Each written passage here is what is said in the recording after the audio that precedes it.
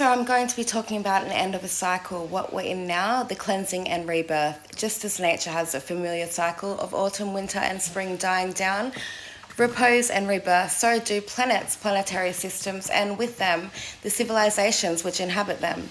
Here too the same cycle prevails, but on a much longer time scale, such as we are presently witnessing as the 26,000 year end of a major cycle. When our solar system has completed a full orbit around the galactic central sun, such an ending of a major age usually involves all the sentient beings moving up a step to a higher plane and vibrational level as part of their ongoing evolutionary progress. Our planet Earth and its inhabitants have long been living at one of the lowest of the vibrational level dimensions, namely the third dimension, also known as the dense physical level. About a third of our population will thus be ascending to the fourth dimension, similar to the etheric level of our heavenly summerlands that most of us go up to at our time of death.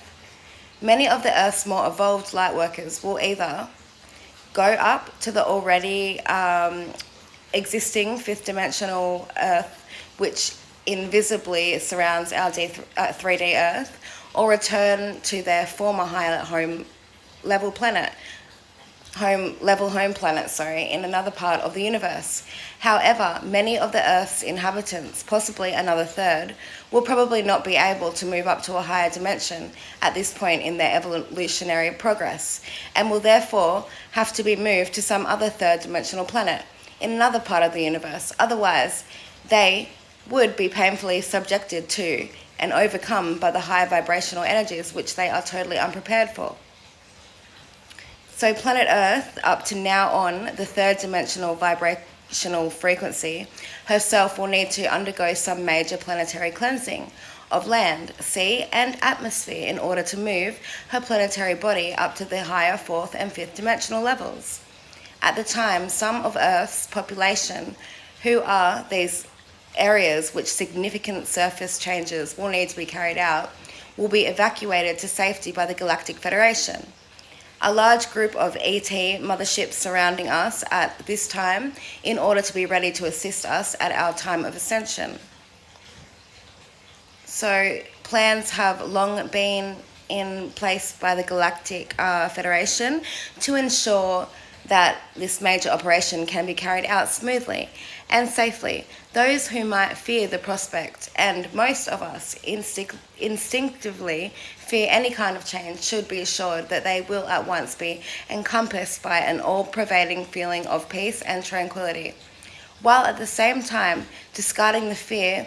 and uncertainty, which is our consistent earthly companion, together with our environment of poverty, uncertainty and dread. Indeed, though incidental to the major cycle itself and its own demands, the human activities being acted out on our planet's surface have recently dragged our civilization down to the new depths of violence, terrorism and repression among individuals, tribal minorities and nations. In addition, we have over a long period of polluted our planet, its surface and especially its oceans, to immeasurable and unsustainable levels of pollution and degradation, which can no longer continue. It is thus timely and appropriate that we take a wider view of these forthcoming events in order to be informed and prepared, as indeed we are warned and advised to do by many of the higher celestial masters and other sources communicating through Earth-based intermediaries, mediums and visionaries. As we are on the verge of a significant change of universal age, it became therefore rather important at this time to now become fully aware that we are surrounded by millions of other inhabited worlds within our universe, all of them teeming with intelligent life. Most of them are vastly more advanced than our own world, living on a higher plane dimension with a higher vibration rate than Earth's dense physical third dimension. A large group of these worlds have therefore been closely watching over us since World War II, with millions of their motherships surrounding us, although at present invisible to us at their fifth dimensional vibrational level,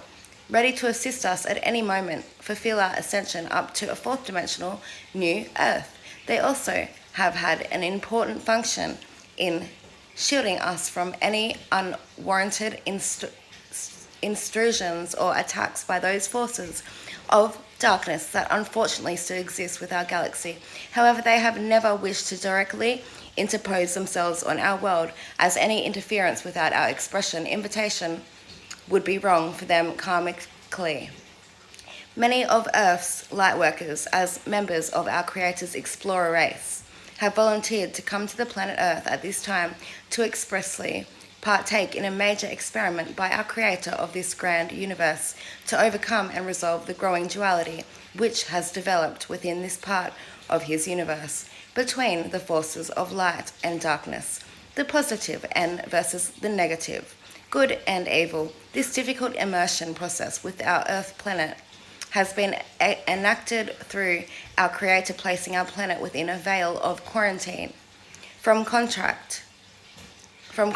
with all the teeming higher worlds surrounding us. This veil or barrier has been placed around Earth to shroud us from contact with other worlds so that we could pursue this experiment on behalf of our cosmic Creator without distraction or undue outside interference, so that we could reinvent the wheel of societal development from scratch. This veil, nothing less, has unfortunately had the effect of cutting all of us off from the vast stores of hard-won evolutionary knowledge developed by all the other worlds around us. It was meant to be a unique experiment designed to concentrate us,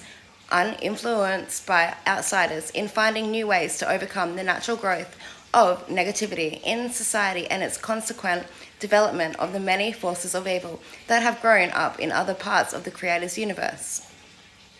Those many of us who volunteered to join in this experiment did so in order to hopefully develop new and better permanent solutions, not only for our own world, but also for the benefit of all the many other worlds in our universe. Unfortunately, this whole experiment has subsequently turned out to have not been a very great success, allowing negativity and the forces of evil to develop out